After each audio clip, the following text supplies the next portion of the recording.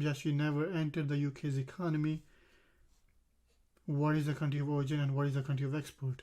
Assuming that the items originated in Spain, we'll say the country of origin is Spain. In this case, the country of export is also going to be Spain. Number 3, we'll take a very simple shipment. In this case, the items originated in UK and it was sold to someone inside the US. So the shipment went from UK to the US. So country of origin would be UK and the country of export would also be UK. Now let's go a bit further and discuss more than just the country of export. Let's talk about the date of export and currency conversion. We'll take this last example where the shipment went from UK to the US. So what is the date of export? The date of export is essentially the last date which the item was in the country which it left.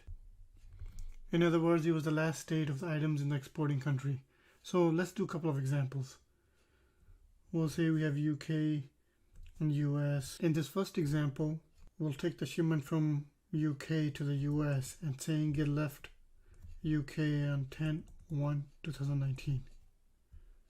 In this case, the last date the items were in UK was 10/1, so the date of export would be 10/1/2019.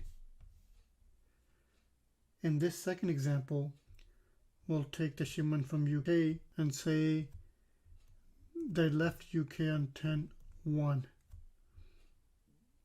The date of export in this case is 10/2. Let's take a third example saying that the shipment left UK on 10/1. It crossed international water. I think there's a 3-mile limit. If you go past that 3-mile limit, then you go into international waters. In this case, the boat crossed the international water line, came back to the UK on 10/1, and then left for the US on 10/2. So what is the date of export in this case? The date of export in this case is also 10/2.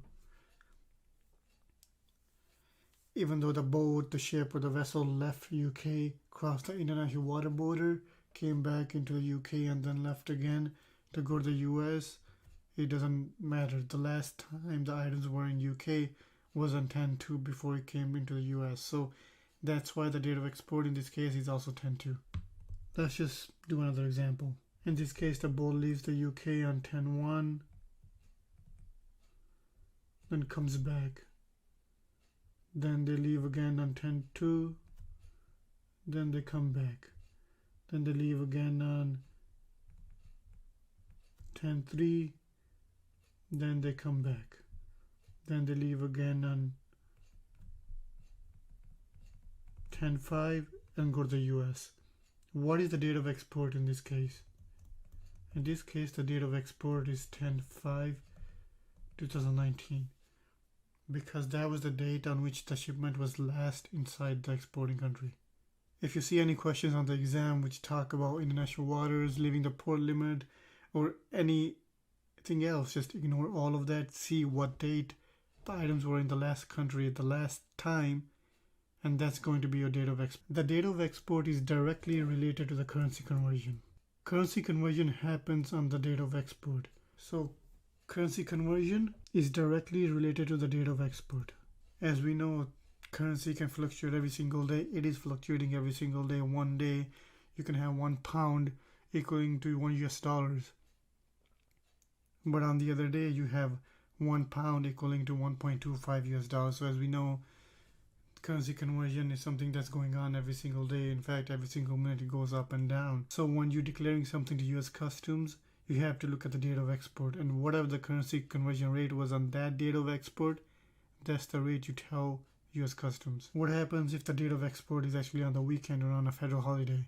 In those cases, you always look at the date of export on the previous working day. In that case, you take the currency conversion rate on the date of the last working day. It can't be the upcoming working day, it has to be the last working day. So for example, if you have a date of export that falls on the weekend, on a Saturday, you go back to Friday and you look at that date and you see what the currency rate was on that Friday. When looking at the currency conversion rate, you have to look at 3 types of currency conversion rates. One is the proclaimed rate. The second is the quarterly rate. The third one and the last one is the daily rate. And let's talk about the proclaimed rate first. The proclaimed rate is a rate that's issued by